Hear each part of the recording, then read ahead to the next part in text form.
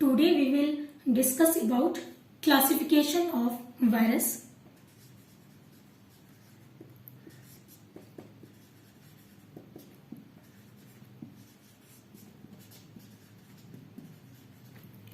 पिछले लेक्चर में हम लोगों ने नेचर ऑफ वायरस पढ़ा था, साथ ही जनरल कैरेक्टरिस्टिक्स ऑफ वायरस भी पढ़ा था।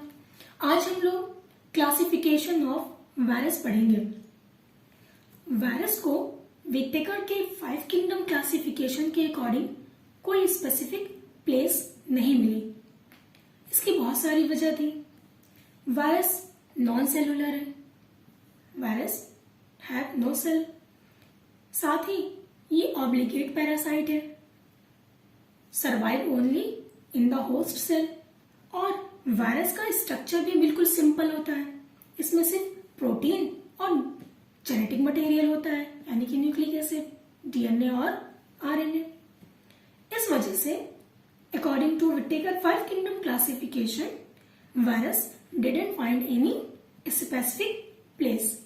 साथ ही वायरस में कोई सेल ऑर्गेनल्स भी नहीं होता है, no nucleus, no cytoplasm, no any cell organelles.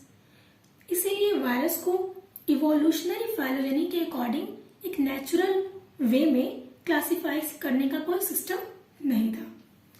But in 1948 हॉलमिस नाम के एक साइंटिस्ट ने इन 1948 हॉलमिस नाम के एक साइंटिस्ट ने वायरस के लिए एक ऑर्डर बनाया जिसका नाम दिया वायरेल्स। एक ऑर्डर बनाया जिसका नाम दिया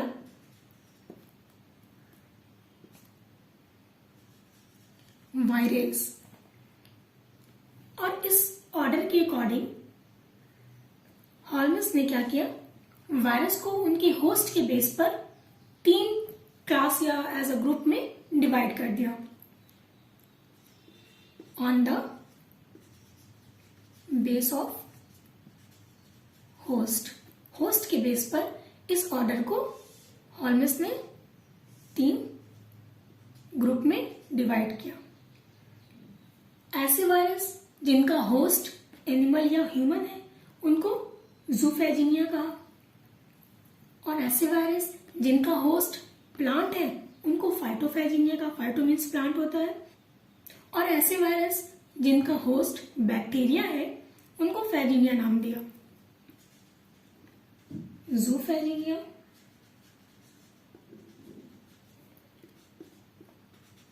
फाइटोफेजिनिया,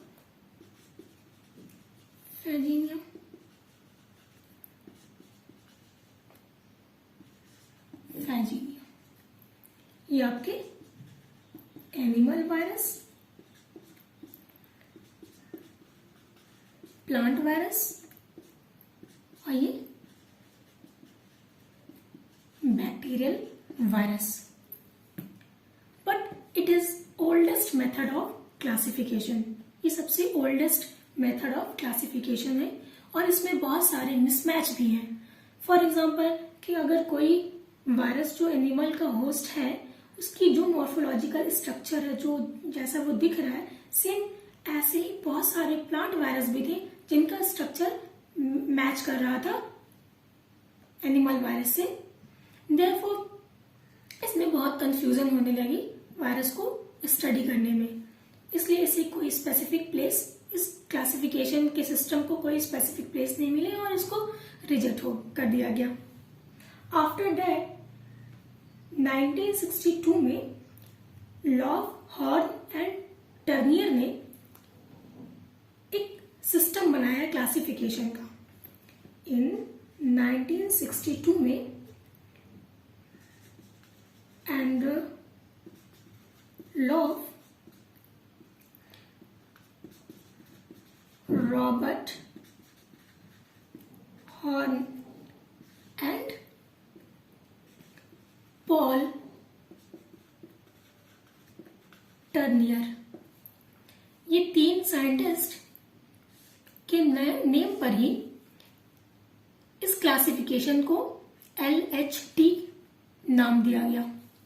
LHT classification of virus. Andre Lwoff, Robert Horne and Paul Tournier ने वायरस को क्लासिफाई किया उनके जीनोम और कैप्सिड के ऊपर। उन्होंने कहा कि हम वायरस को उनके जो खुद का कैरेक्टर है उस बेस पर क्लासिफाई करेंगे, यानी कि वायरस में या तो वायरस में कैप्सिड होता है और जेनेटिक मटेरियल होता है। इन दो बेस पर उन्होंने वायरस को क्लासिफाई करने का कहा। In 1962 Andre Lwoff, Robert Horne and Paul Tournier classified virus on the basis of genome यानी कि genetic material, nucleic acid and capsid यानी कि उसकी मॉर्फोलॉजी, बाहरी स्ट्रक्चर वो कैसा दिख रहा है, ठीक, इस बेस पर। और उन्होंने इसका रूल बनाया कि इसको हम लीनियर का जो हियरार्किकल सिस्टम है हम उसको उसके अकॉर्डिंग क्लासिफाई करके रखेंगे, जैसे phylum, class, order, then family, फिर जीनस, फिर स्पीशीज। यानी कि उन्होंने जो लीनियर का टैक्सॉन सिस्टम होता है हियरार्किकल,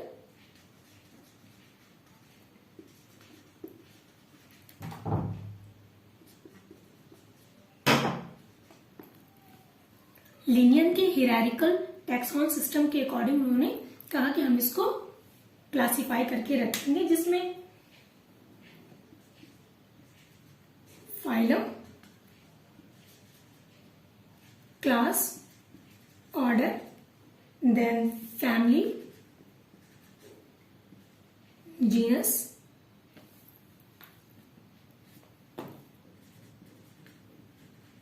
फिर स्पीशीज, इसके अकॉर्डिंग। और इस क्लासिफिकेशन को अप्रूवल भी मिला था PNVC से, provisional committee on nomenclature of virus. ये इंटरनेशनल एसोसिएशन है माइक्रोबायोलॉजिकल सोसाइटी का। PNVC से इसको अप्रूवल भी मिला था, approved by it, approved by the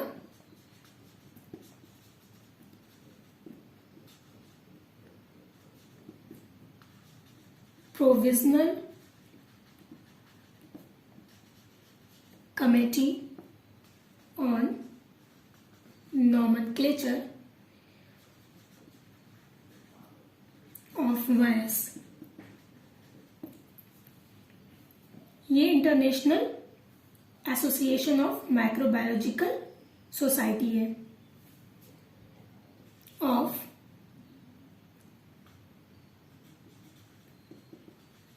international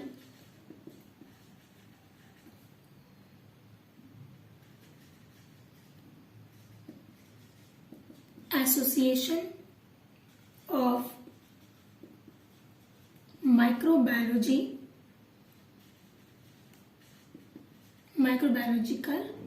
society.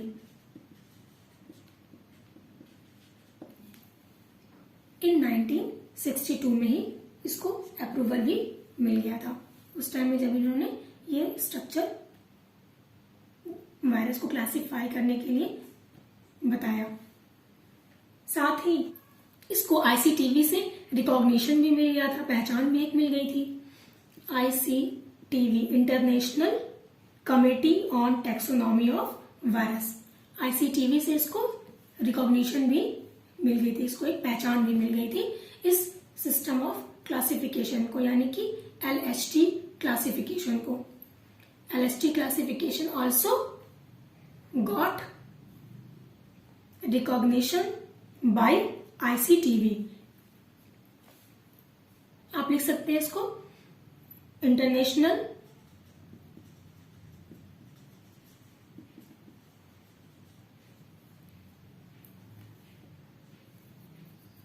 Committee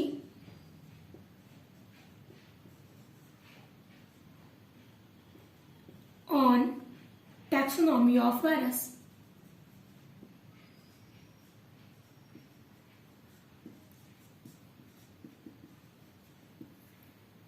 LST classification को ICTV के थ्रू रिकॉग्निशन मिल गई थी.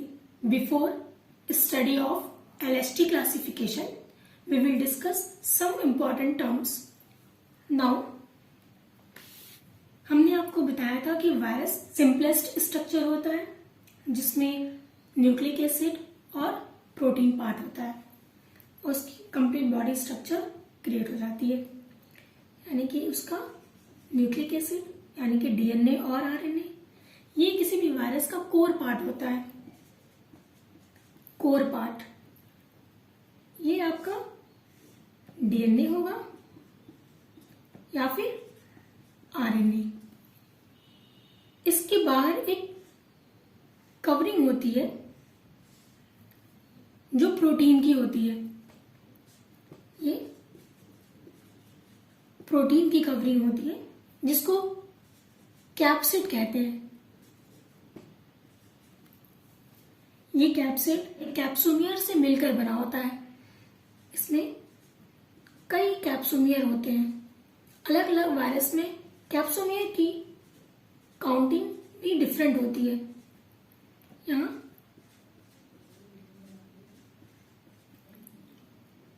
Capsid made up of capsomere.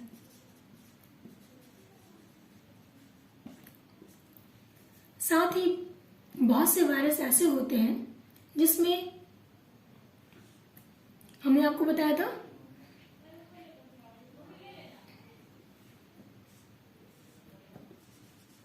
इस प्रोटीन पार्ट के बाहर यानी कि इस कैप्सिड के बाहर एक और कवर होता है जिसको एनवलप बोलते हैं.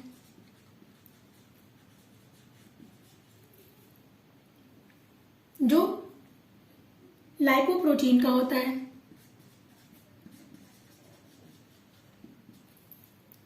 इस एनवलप में बहुत स्पाइक्स भी निकले होते हैं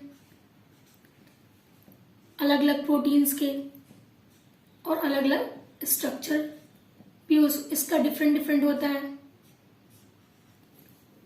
अलग अलग वायरस में अलग अलग टाइप के स्ट्रक्चर होते हैं और ये ग्लाइकोप्रोटीन का होता है.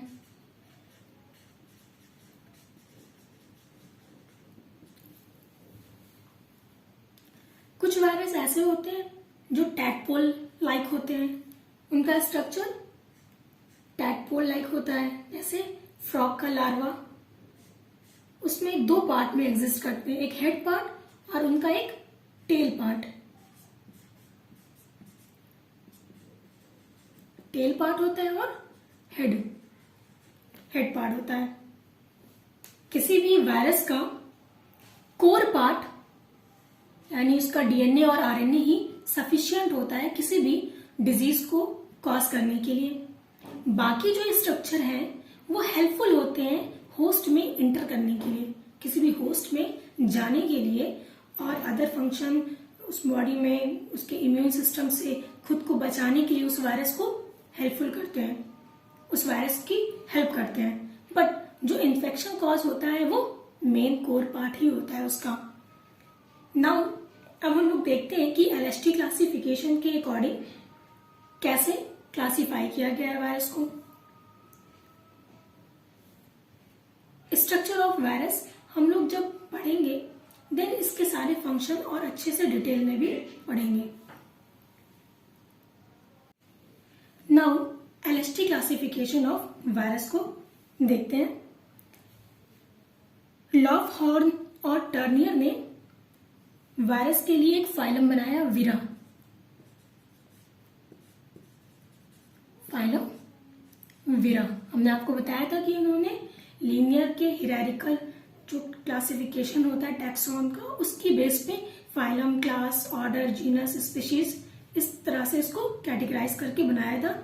और सिर्फ वायरस के ही कैरेक्टर को लिया था, यानी वायरस का न्यूक्लिक एसिड और कैप्सिड, जीनोम पार्ट को और मॉर्फोलॉजिकल स्ट्रक्चर उसका कैप्सिड, इन दो बेस पर वायरस को क्लासिफाई किया था। फाइलम वीरा को वापस दो सब फाइलम में डिवाइड किया, टू सब फाइलम।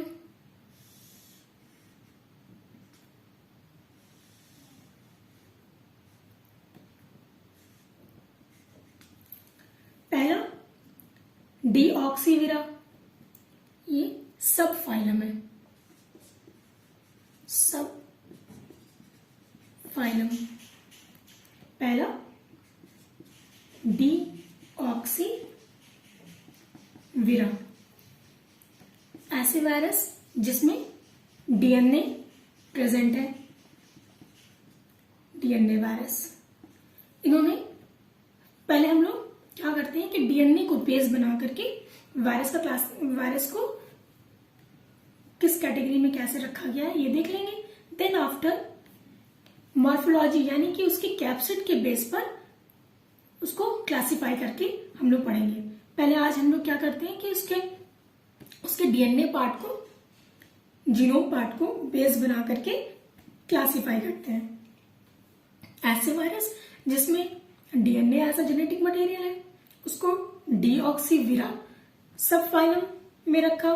नेक्स्ट था राइबोवीरा, आरएनए वायरस, ऐसे वायरस जो आरएनए को कंटेन करते हैं। इस सब फाइलम को पहले हम लोग डीऑक्सीवीरा डीएनए की कैटेगरी को देख लेंगे, देन आफ्टर बाद में आरएनए वाले कैटेगरी को क्लासिफाई करेंगे। इसे तीन सब क्लास में डिवाइड किया। पहला Deoxybinala, deoxy बाइनेला।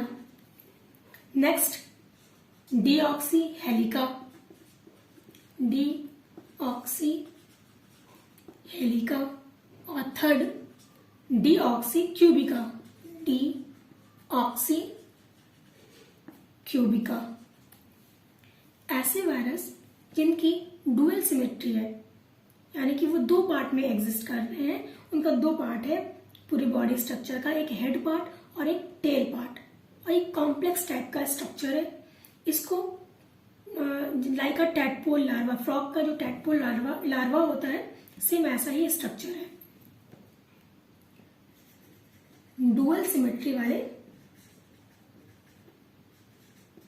Virus, tadpole like structure होता है, ठीक है। इसको हम कॉम्प्लेक्स वायरस भी कहते हैं। इसका स्ट्रक्चर बहुत कॉम्प्लेक्स होता है, कॉम्प्लेक्स वायरस। इसमें एक ऑर्डर इसमें यूरोवायरस है, यूरोवायरस।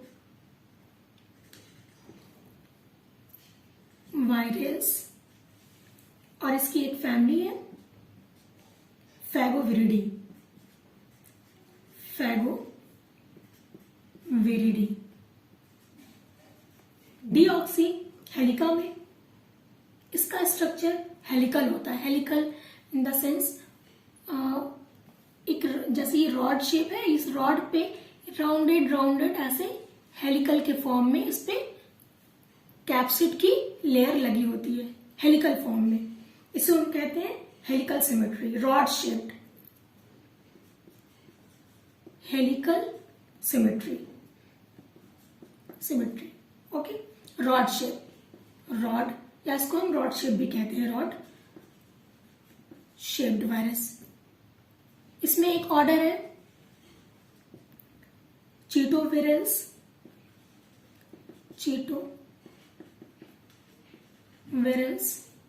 और इसमें एक फैमिली है पॉक्सविरिडी।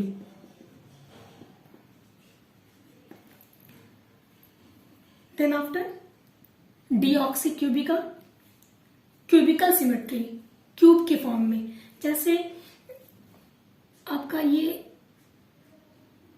फुटबॉल होता है ना, फुटबॉल का कई फेजेस होते हैं। आप ऐसे स्ट्रक्चर देखें फुटबॉल के, यहाँ पे ऐसे कई, इसमें कई फेजेस होते हैं। इसे वो कहते हैं क्यूबिकल, क्यूब के फॉर्म में। इसको हम पॉलीहेड्रल भी बोलते हैं, क्योंकि अलग अलग वायरस का जो डीऑक्सीक्यूबी का फॉर्म होता है वो अलग अलग वायरस में अलग अलग फेज होते हैं। कुछ वायरस में 8 ही फेज होते हैं, 6 ही फेज होते हैं, कुछ में 20 होते हैं, इसलिए इसको हम पॉलीहेड्रल भी कहते हैं।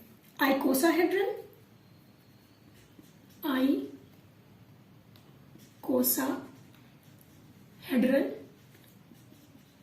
पॉलीहेड्रल, स्फेरिकल भी बोलते हैं, क्योंकि बहुत ज्यादा जब इसके फेजेस हो जाते हैं, कई फेज हो जाते हैं, तो वो ये एज अ राउंड स्ट्रक्चर बन जाता है, football like round structure. Spherical या रफली स्फेरिकल भी अपीयरेंस का हो जाता है ये, बिल्कुल स्फेरिकल।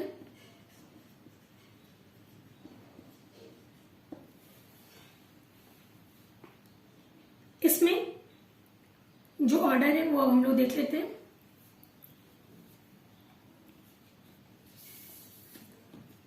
नाउ क्यूबिकल सिमेट्री में 2 ऑर्डर हैं, देखते हैं। ये जो थर्ड पार्ट था हमारा, डी ऑक्सी क्यूबिका, इसको 2 ऑर्डर में डिवाइड किया गया। पहला पेप्लो वायरस और दूसरा हैप्लो वायरस। इसमें एक फैमिली हर्पिस विरिडी, इसका एग्जाम्पल है इस फैमिली का। इसमें 162 कैप्सोमियर होते हैं।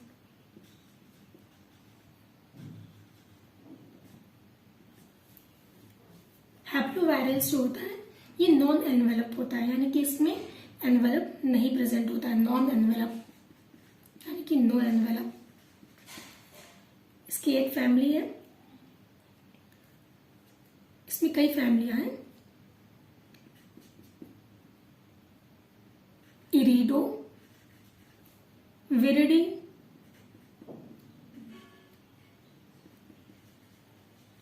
इसमें 812 कैप्सोमियर प्रेजेंट है। नेक्स्ट फैमिली है एडिनोविरिडी,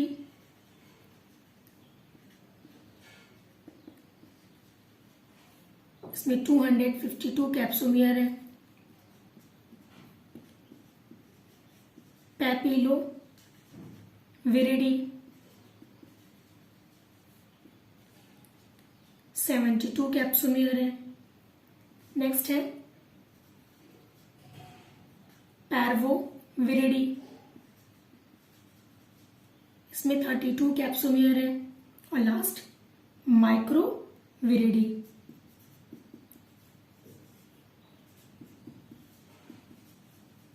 इसमें 12 कैप्सोमियर है। आज हम लोगों ने